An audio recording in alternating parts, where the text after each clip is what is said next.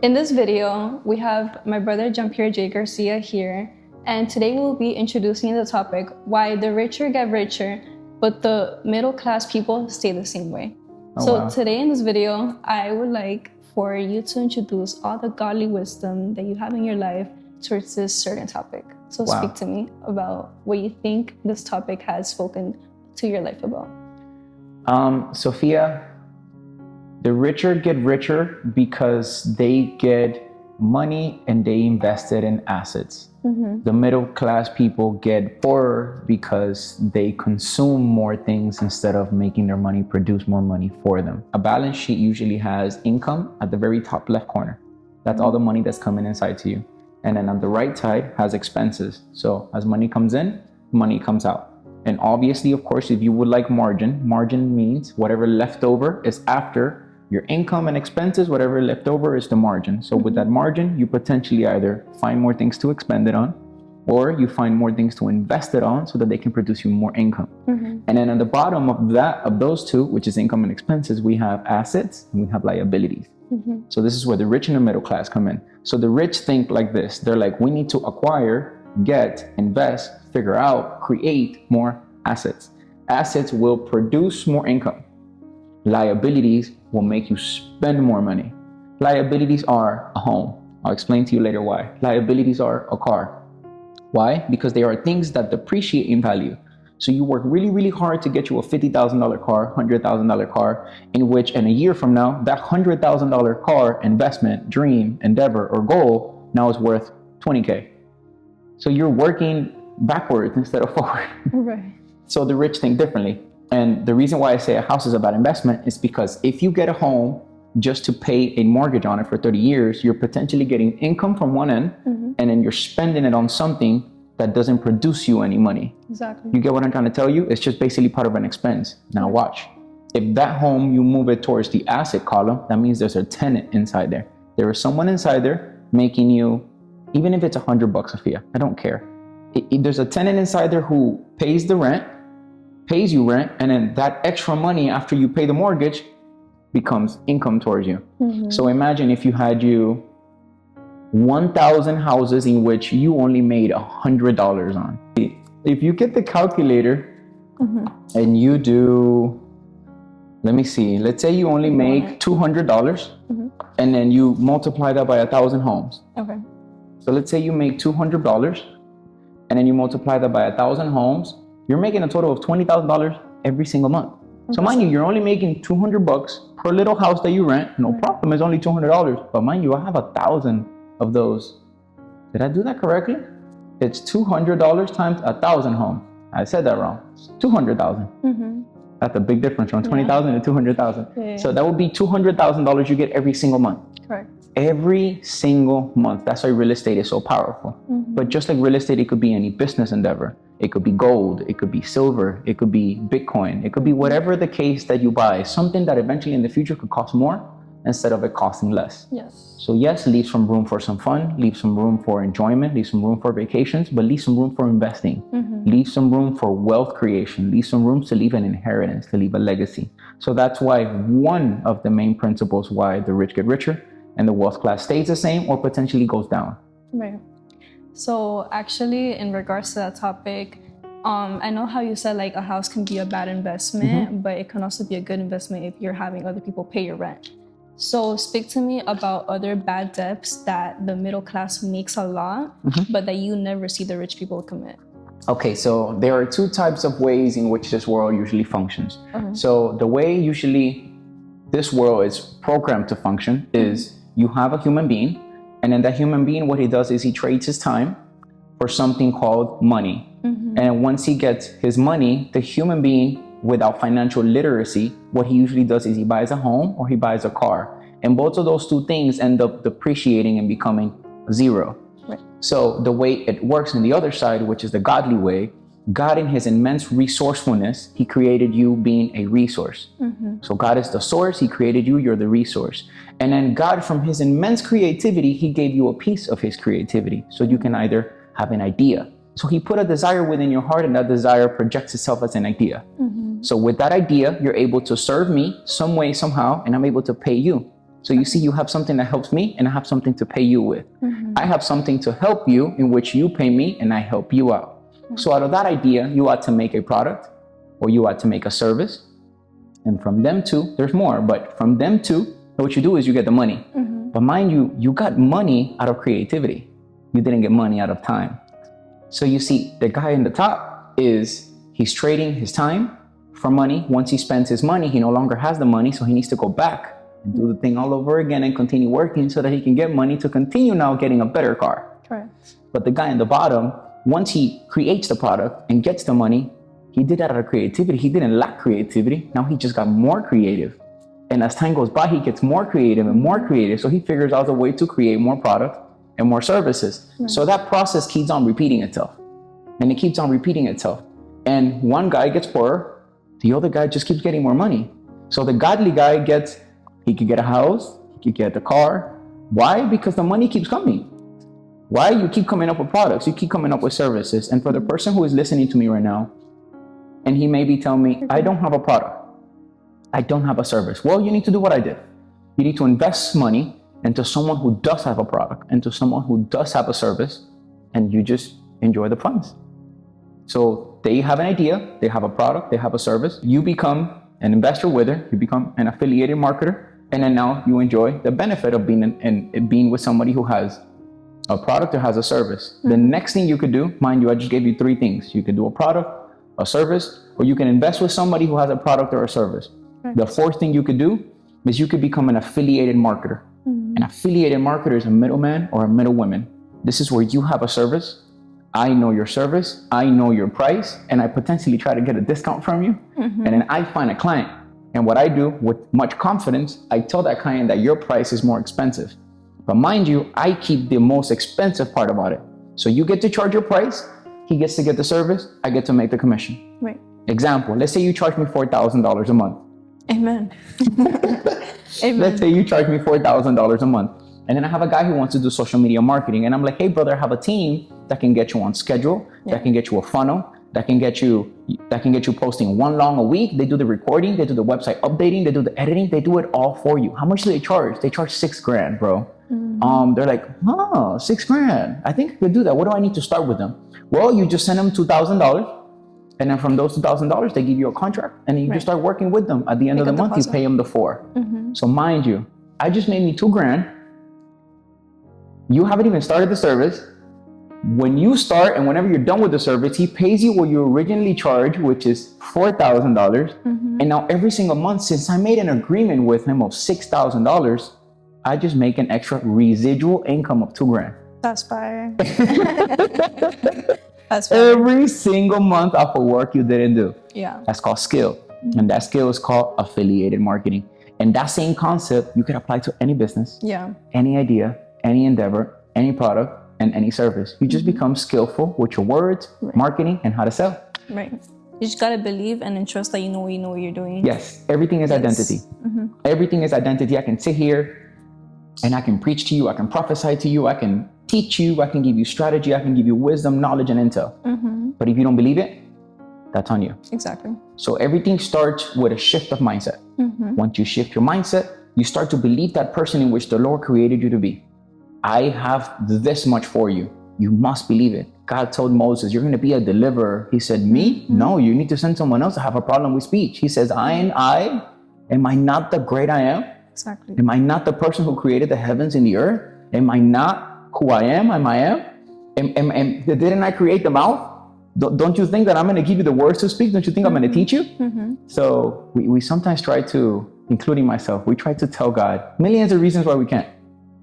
And within all of those reasons that we can't, he's already figured out along the journey. At the end, he's already seen a way that you can. Right. So if he told you can, it's because along the journey, he'll figure out a way to make it happen for you. Right. We just can't limit God. Either he'll connect you with an Aaron, or he'll connect you with the knowledge or with the wisdom, or he'll teach you. He'll figure out a way. But what you have inside your heart, believe me, that the Lord believes that you can get it done, and he's seen in the future that you've accomplished it already. Exactly. All you got to do is just believe it. Right. Once you believe it, then things start aligning to your life. But everything happens from a perspective of identity. So speak to me about, as a businessman, why your 5 to the time that you go to sleep works for you and versus why it wouldn't work for the people that are living in the middle class. Okay, so I'm very zealous about my time. Okay. I have a concept and a principle that time is far more expensive than money. I have a belief and a principle. I don't know where I learned this from, but if you cannot conquer the night, you cannot conquer the morning. Yes. So it is almost obscene to think that you're going to wake up at 5 in the morning if you're going to bed at 12. Exactly. So this is one main reason why you cannot be in church every single nighttime. You need to pick the times very wisely, the times that you go, not just church, any endeavor in the nighttime. Yeah. So I don't always wake up at 5. Sometimes I wake up at 7. Mind you, I go to bed, and once I go to bed, I take shifts with my wife to see who takes care of the baby. So my wife may take a shift, and then I wake up for the next shift, and then she wakes up for the other shift. But I always try to make time in the morning to do those things that are passionate to me. Make sure that whatever Sophie wants to do, Sophie is doing. Because if you're trying to please everything else but what Sophie wants to do, Sophie will be miserable. Make sure that you make time for the things that are important to you. Time for your prayer, time for a book, time for silence. We're so busy talking to God, we never let him talk. Time for the gym, time for a coffee in the morning, time for whatever you want, but make sure that you plan that the night before. So it's important to conquer the night so that you can conquer the morning. Exactly. And after you planned all of those things, then in the morning you can get started to doing with whatever it is that you like to do. And always keep a planner. A planner has helped me immensely. I can have a meeting 3 months from now and I'll know when the meeting is, I'll know when the time is, I'll know when the date will come, because I follow up. I have a planner that tells me weekly what I'm out to do for the week. And then I know Monday I have this to do, Tuesday I have this to do, and then I usually write all the things that are repetitive so that I already know what time and what order to do them. And then the things that I need to unrepetitively get done, I make sure that I plan them out Monday, and then Wednesday I do this. I have recording such day. Right. I have to see her such day. I have to deal with this such day. I have to call my parents such day. You need to plan and break schedules for everything. If not, things they escape from you. Exactly. Like it's almost like you don't manage time to call mom. You don't manage time to call grandma. You don't manage time to be intentional about your wife, to get flowers, little simple things, but they're important things. And you need to manage them. I believe the best way is a planner. Yes. Management is incredibly useful. If you don't want to use a planner, use a Google Planner. And then if it's better for you on the phone to continue getting the notes, even better. I like to walk with a notepad, old way, and I just write things down, and you see me walking with my notepad everywhere. And then that's how I keep my schedule on point. I know that you're a lot about investing.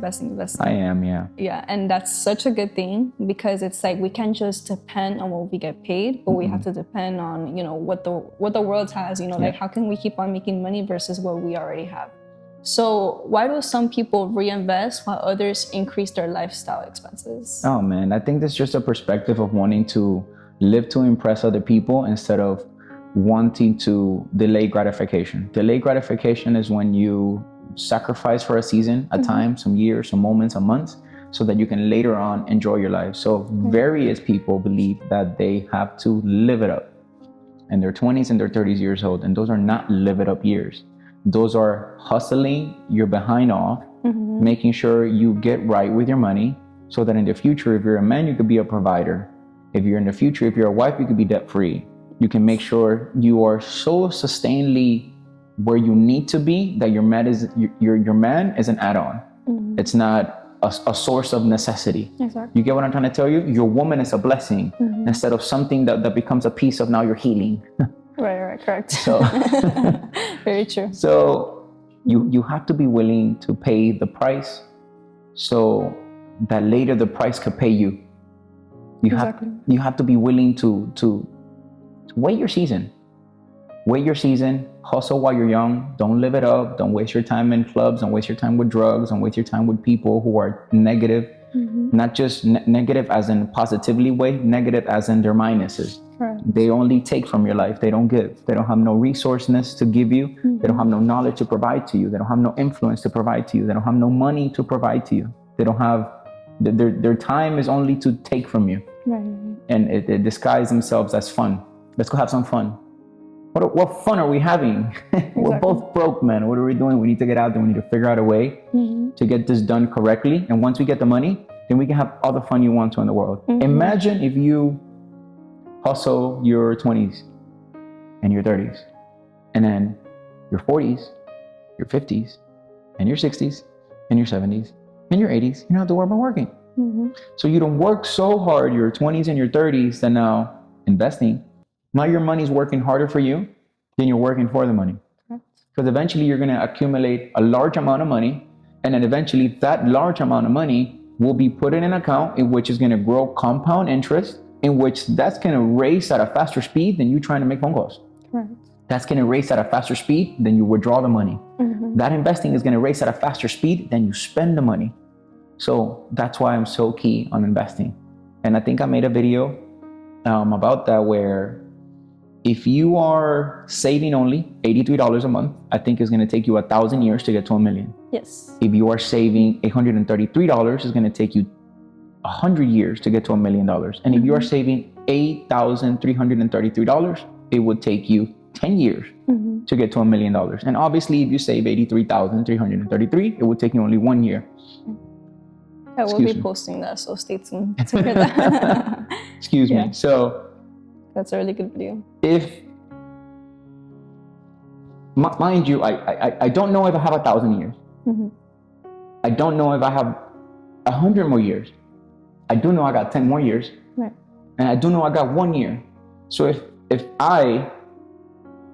people can figure out a way that they can save $8,000 or $83,000 a month. I know $83,000 sounds like something difficult for people to believe, but it's very achievable. Yes. But we'll just keep it at a very medium bracket. We'll keep it at $8,000. If people could figure out a way to save $8,000 every single month, they'll be rich in 10 years. That's an achievable goal, because it's not something that's going to happen next year. It's not something that's going to happen here to 2 years from now. It's something 10 years. It's something we could work to. Correct. You know, if we're a marriage, we could say, hey, honey, you work on something that's going to give you $5,000 every single month. I'll work on something that's going to give me $5,000 every single month. Or we could say, you work on something that's going to give you 7. I'm going to work on something that gives me 7. That's 14. We're going to save 8, and then we're going to live with the remaining 5 or the remaining 6. You get what I mean? So our lifestyle expenses is going to be a $6,000 lifestyle expenses. That means we're not going to get a mortgage for $5,000. Because that means we only have $1,000 to live off. Exactly. We're gonna get a mortgage for $2,000. You're gonna live in a nice, comfortable, compact home. Right. You get what I'm trying to tell you? For your season, for your 20s, for your 30s years old. And then later on, when you get you some cash, then you can sell that home and you can buy you another home. And then so on. That's how the principle of everything starts. People just want to skip phases. Yes. And they want to jump on the train that does not yet belong to them. They want to hop on the Millionaire Railroad without even going through the Trashman Railroad. You must go through the Trashman Railroad before you get you on a fast plane ticket on the Millionaire Railroad. Because the fast plane ticket to the Millionaire Railroad has headaches. Yes, it is. Has difficulties, has bumps, has things you got to deal with, things you must manage, decisions you must make, circumstances you must go through, has, believe it or not, has demons. There's scarcity demons, there is discouragement demons, there are days, there are stress demons, there's all type of demons that come and giants that come and attack you. Warfare, because they want what you have. Right. So if you have not gone through a season where you know all you paid the price for to be where you are today, then when you get there, you're just going to be an easy target to lose it all. You're either going to be distracted by a woman with pretty hair, or you're just going to be distracted by a car with a bull in the front, or you're going to be distracted by a big house.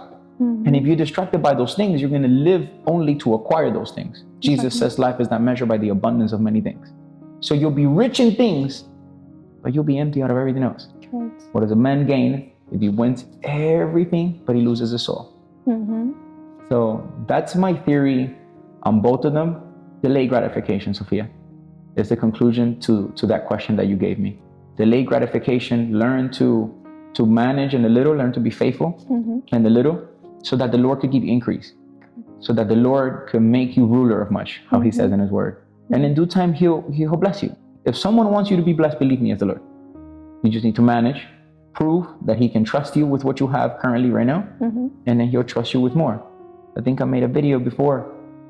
You want a mansion? Let me see how your room is. You want a nice car? Let me see how you're treating the Honda Civic that you have. Yes. If you want a lot of money in the bank, let me see how you're treating the $100 or the $1,000 that you're dealing with. And according to how you're managing that, the God in his immense resourcefulness, he'll see if he'll give you more. If one person can skip a season like that for you, it's God. Exactly. He'll connect you with the person he needs to connect you. And you'll be like, how did I just get all this so fast? That's the Lord. Right. So you were proven faithful in your season. And then he'll put you in favor and grace. He'll give you favor and grace, and he'll just connect you with someone that what in your mind you thought would take 10 years. Now God says, no, it's not going to take you 10. I'll connect you with somebody that instead of you now being able to save 8,333, now I'm going to connect you with somebody so that you can save 16,666. Come on. So now instead of taking 10 years, you know what? Maybe I want you to take only 5. And I'm going to provide you enough so that you can have some fun, so that you can enjoy yourself, and so that you can have leftover so that you can accomplish that goal which you deeply desire and half the time in what you thought that could do. Things like that happen when you pay the price. Correct. So it's very important to pay the price. You pay the price one time, you have harvest. Leviticus 26, I think. He says, I think there's a part in Leviticus 26 where he says, if you obey, I'm not only going to give you blessings, but your harvest is going to overlap.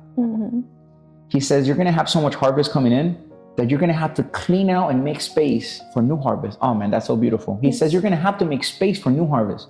And then when the sowing of this harvest is about to reap for new harvest, he says the harvest of this one is going to overlap with that one.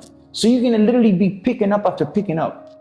God wants to bless you, like Ephesians says, far beyond you can think of or imagine. He just needs people to really take him serious because he takes you serious. Yeah, he does. If he didn't take you serious, he wouldn't have created you. He doesn't create trash. Exactly. He creates purposes. And we have to get very serious about the time we have. Yeah. Because we only have but so much time to fulfill an assignment. Exactly. Each and every one of us was brought here for an assignment. If you acquire all the money in the world and you get your wife, you get your kids, you're nice and happy, you have a beautiful family, but you don't fulfill your assignment, you'll never feel satisfied. I think satisfaction comes from not only walking and pleasing and obeying what God says to do, but in fulfilling your purpose. It's almost like in the church, they disguise it as a calling, but really it's an assignment. And God didn't call anybody to be a pastor, a preacher, an evangelist, and a teacher. No, some people just simply have their own assignment. Like maybe your assignment is to make sure that the curse of poverty never touches your family again. Maybe your assignment is to be a parent whose divorce never exists in your lineage again. So maybe your assignment is to make sure you raise these 2 daughters like no one else raised you when you were young. Exactly. Everyone has an assignment, Sophia, and it's very important that each and every one of us know our assignment. Once you know it, don't look right, don't look left, fulfill your assignment. And once you focus on the assignment and you follow the word and you just read the word trying to find a principle to please the assignment, to make sure the assignment gets done, it's almost like everything else just aligns. The businesses that didn't go through now go through. The connections you wish you had, now you have them. The friends you wish you knew, now they suddenly become your friends. And things just start aligning one on top of the other. The things that took a struggle before, now they no longer take a struggle. Everything will align and will submit to you being in the assignment. And for you to be the assignment, Sophia, you need to go to the assignment giver. Exactly. The assignment giver is the source, the person who created you. Right. God himself. You need to go to the king. You need to tell him, let your kingdom come, let your will be done. And if you follow God and his righteousness, all these things will come to you. So once you make God your king and you start to allow him to lead your life and you start to following his leadership, everything else just starts aligning itself to you. God not only removes your shame from removing you out of Egypt, but God positions you in a place where he'll give you authority, he'll give you anointing, he'll give you blessing, he'll make you famous in that area. And he doesn't do this to everybody. If he does, he does. If he doesn't, he doesn't, but he'll provide in that area because he'll make you king of that area. He says, I am the Lord of Lords and I am the King of Kings. So that means he wants you to be a queen. He wants me to be a king. He wants you to lead properly. He wants you to think properly. He wants you to speak properly. Ephesians says, so that everyone around you could know the goodness just through your words. Amen. So thank you very much for this special moment. Thank you very much for this English podcast. And we just bless you guys in today's video. Bye-bye. Stay blessed.